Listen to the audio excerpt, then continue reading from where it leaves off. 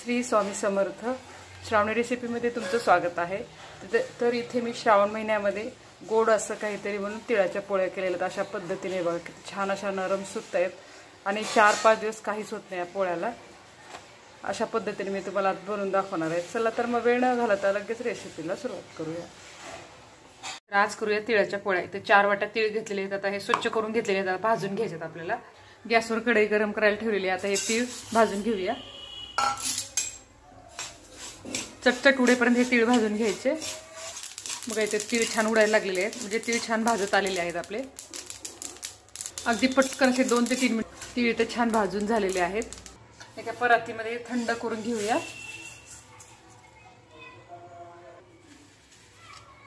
तर आपण 4 वाट्या तीळ घेतलेत ना, त्याच्यासाठी 1 वाटी गूळ घेतलेला आहे आणि 1 वाटी साखर घेतलेली आहे। म्हणजे तीळ भरपूर असते। 1 वाटी जर तीळ असेल तर अर्धी वाटी साखर, म्हणजे अर्धी आपल्याला साखर गूळ काही घ्यायचं आहे।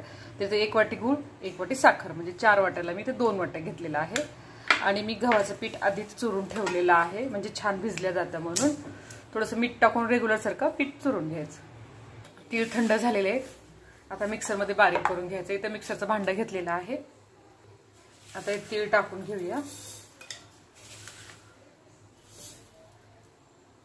आता हे चिरलेला गूळ पण टाकून घ्यायचा आणि बाकीच्या तिळामध्ये साखर टाकून घेऊया आणि पुन्हा नंतर मिक्स करून घ्यायचं।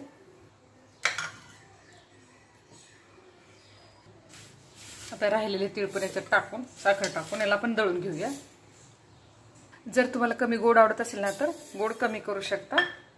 त्याला छान दळून घेऊया।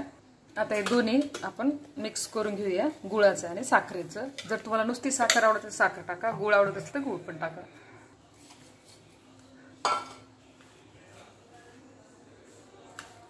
चिमूटभरच आहे सेंधी मीठ आहे, हे टाकून मिक्स करून घेऊया। एकदम चिमूटभर, चव छान लागते पोळीची। उपासाला चालतं म्हणून मी सेंधी मीठ वापरलेलं आहे। मस्त आपल्या इथं बाकोर तयार आहे तिळाचा। आज आपण पोळ्या करून घेऊया।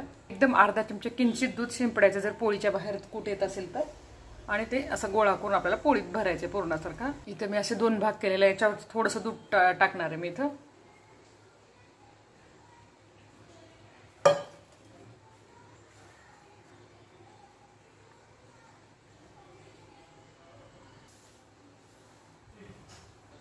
आता हे पिठाला मऊ करून घेते। इथे मी ओटा साफ करून ओट्यावरच करणार आहे पोळ्या। थोडंसं नरम करून घ्यायचं पिठाला, छान भिजल्या गेलेलं आहे। लावायला सुकं पीठ घेतलेलं आहे गव्हाचं। त्याच्या ओट्यात थोडंसं सुकं पीठ टाकायचं, थोडा छोटा पेपरचा तुकडा ठेवायचा आणि पोळीचा कपडा ठेवायचा। आपल्याला पोळीसारखं उंडा भरून घ्यायचे। छोट्या मोठ्या तुमच्या आवडीनुसार छोटा गोळा घेतलेला आहे मी। त्याच्यामध्ये आता बाखर भरून घ्यायचा तिळाचा। थोडंसं सुकं पीठ लावून याचं छान असं गोल राऊंड करून घ्यायचं, खोलगट असा। आता हे आपल्याला तिळाचा बाखराचा छोटा उंडा याच्यात ठेवायचा। याला बंद करून घेऊया। मी तवा गरम करायला ठेवलेला आहे बाजूला। आता सुकं पीठ टाकायचं, थोडंसं हाताने असं दाबायचं आणि याची छान असं पोळी लाटून घेऊया।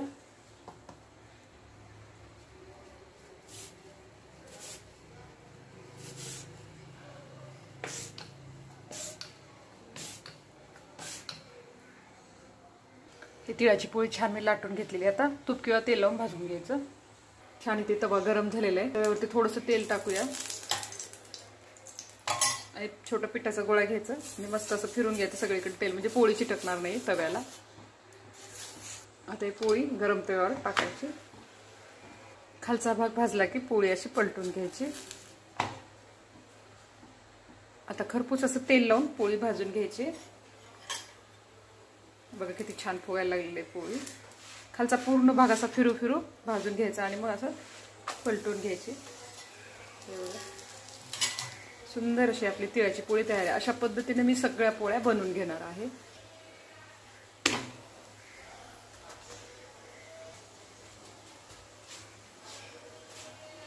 अजिबात पोळी फुटलेली नाही। ही आता तिळाची पोळी तयार आहे। खरपूस असं तेल लावून मी भाजून घेतलेलं आहे। अशाच पद्धतीने सगळ्या तिळाच्या पोळ्या मी इथे बनवून घेणार आहे.